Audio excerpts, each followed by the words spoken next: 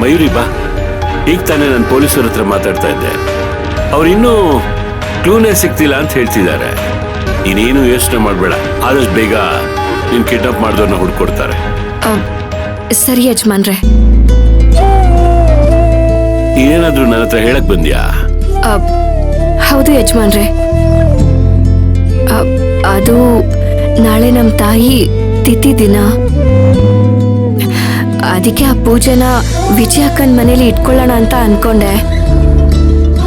ಈ ವಿಚಾರನ ನಿಮಗ್ ತಿಳ್ಸೋಣ ಅಂತ ಬಂದೆ. ಏನಮ್ಮ ತಮಾಷೆ ಮಾಡ್ತಿದ್ಯಾ? ಅಲ್ಲ, ನೀನ್ ಯಾಕೆ ಇನ್ನೊಬ್ಬರ ಮನೆಗೆ ಹೋಗಿ ಪೂಜೆ ಮಾಡ್ಬೇಕು? ನೀನು ಈ ಮನೆ ಸೊಸೆ ಅಂದ್ಮೇಲೆ ನೀನ್ ಈ ಮನೆಯವಳು. ನೀನ್ ಇಲ್ಲೇ ಪೂಜೆ ಮಾಡು.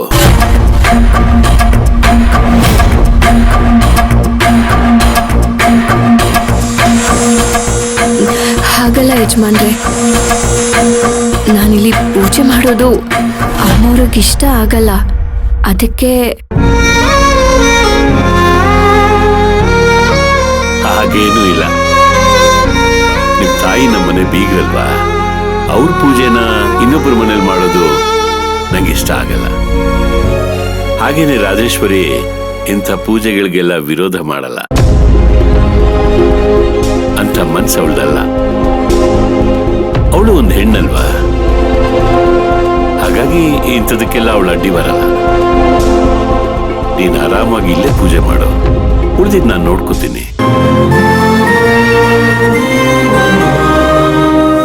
ಸರಿ ಯಜಮಾನ್ರೆ.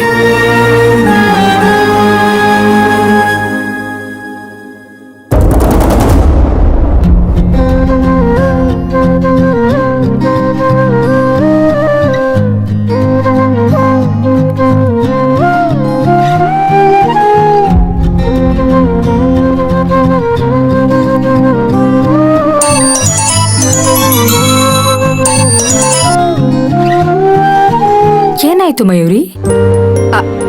ಅಕ್ಕ, ಅದೇ ನಾಳೆ ನಿಮ್ ಮನೇಲಿ ಪೂಜೆ ಮಾಡೋ ವಿಚಾರನ ದೊಡ್ಡಜ್ಮಾನ್ರ ಹತ್ರ ಹೇಳ್ದೆ. ಆದ್ರೆ ಅವ್ರೇನ್ ಹೇಳ್ತಿದ್ದಾರೆ ಅಂದ್ರೆ, ಅಲ್ಲೆಲ್ಲ ಏನಕ್ಕಮ್ಮ ಪೂಜೆ ಮಾಡ್ತೀಯ, ನಮ್ಮನೇಲೆ ಪೂಜೆ ಮಾಡು ಅಂತ ಹೇಳ್ತಿದ್ದಾರೆ. ಆದ್ರೆ ನನಗೆ ಮನೆಯಲ್ಲಿ ಪೂಜೆ ಮಾಡೋದಕ್ಕೆ ಮನಸ್ಸು ಬರ್ತಿಲ್ಲ ಅಕ್ಕ. ಅದು ಅಲ್ದೆ ಅಮ್ಮನ್ ತಿಥಿ ಪೂಜೆ ಇರೋ ದಿನ ಅಮ್ಮವ್ರು ಏನ್ ಮಾಡ್ಬಿಡ್ತಾರೋ ಅಂತ ಭಯ ಆಗ್ತಿದೆ.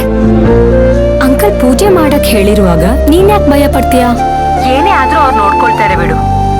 ನೀನ್ ಧೈರ್ಯವಾಗಿ ಪೂಜೆ ಮಾಡು. ನಾನ್ 3 ಜನ ಸುಮಂಗಲರನ್ನ ಕರ್ಕೊಂಡು ಸೀರೆ ತಗೊಂಡ್ ಬರ್ತೀನಿ.